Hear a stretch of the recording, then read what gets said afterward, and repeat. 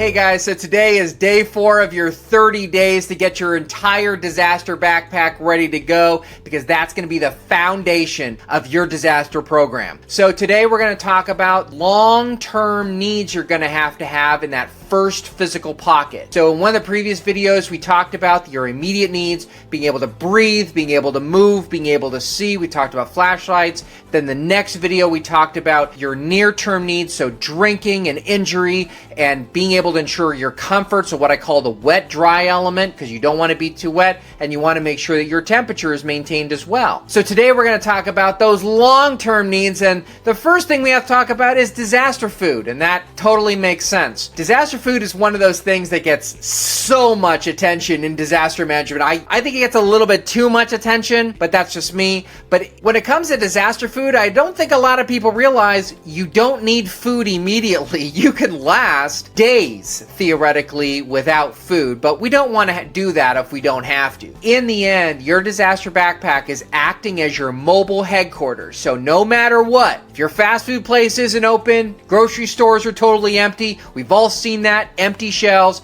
in the end, you will always have food if you properly pack your disaster backpack. And take it from experience, I have tasted so many different kinds of disaster food. They are amazingly diverse, but it is so important that we ensure that we get you the right kind of disaster food. So when you're talking about disaster food, what do you need to have? You don't have to have 30 cans of black beans. You don't have to have tons of cereal. You don't have to have any of that stuff. Remember, your disaster backpack is simply a last resort. It is what you need if there's nothing else available. Because in most instances in your house, you're going to already have food. You're going to have cereal there. You're going to have various other dried goods. You're going to have lots of different canned soups. You're going to have things available to you. But if you're moving around, if you're involved with ESIPO and you're evacuating from place to place to place to place, or you're having to shelter in place in a weird location where you simply don't have the food, the disaster backpack will always have that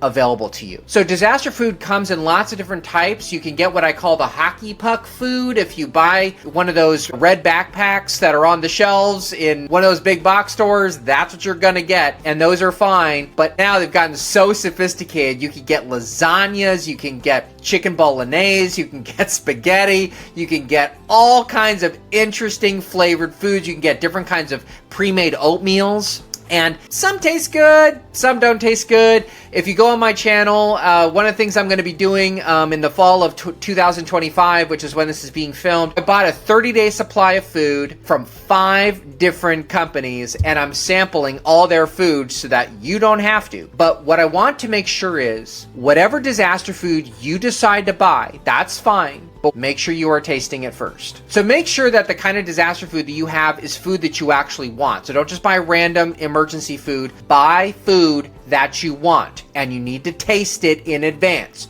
Don't taste it during the disaster. That's not the time to do it. You need to taste it in advance. And I'll be talking to you about that in a future video. But the emergency food is simply one element of your long-term needs. The other is hygiene. Sometimes I think people forget about hygiene. Hygiene is so important when we're going around. So making sure that you have soap, you have some kind of shampoo with you, you have your toothbrush. These are things that you may forget to pack, but in a disaster, you're going to go 4 or 5 days in a random location. They may not have toothbrushes available. They may not have toothpaste available. Especially if you're a finicky person, you want to have the things with you that are going to make you comfortable. So not only just hygiene, but in sleeping as well. So for example, if you sleep and you have to have a sleep mask, I actually know somebody who does that, you need to have an extra sleep mask with you. So put one of those into your backpack. Also, anything else at night that is going to make you feel like you're most at home. You're not going to be able to pack your pillow, I understand that, but you still want to have different kinds of things.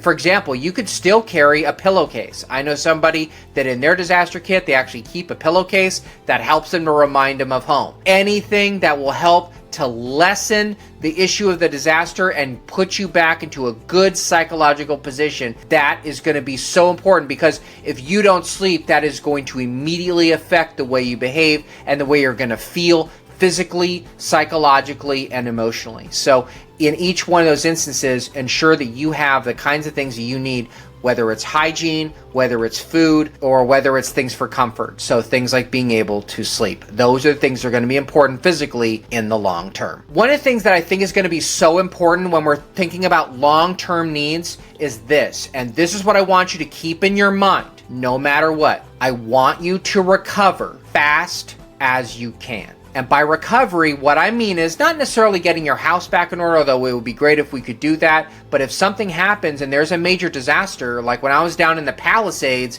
after the Palisades fire, which occurred in January of 2025, I went to LA afterwards, and whole neighborhoods were clear cut. I have a video on this channel you can check out of me actually going through and showing you how to go through your house if it's been burned down in a wildfire. But one of the things that I say to folks is that if you're going to be gone long term, you need to be in a position where you are recovering yourself as fast as possible. The way you sleep, the way you eat, the way you do your hygiene, the way you do things normally, you want to try to normalize that as fast as you possibly can. So here's how I want you to think about this. I want you to think about your body and your recovery like a business, okay? So you have a series of processes, things you want to recover as fast as you can. So for example, if I were to talk about a restaurant, you need to be able to have a way to refrigerate food. You have to have a way to serve food. You have to have a way to process payment. You want to have a way for people to be able to consume the food, having utensils and having glassware and all that. And when you think about yourself, I want you to think about those processes the same way. Being able to sleep, being able to eat, being able to clean yourself up. These are the things that will help you to normalize your recovery so that no matter where you are,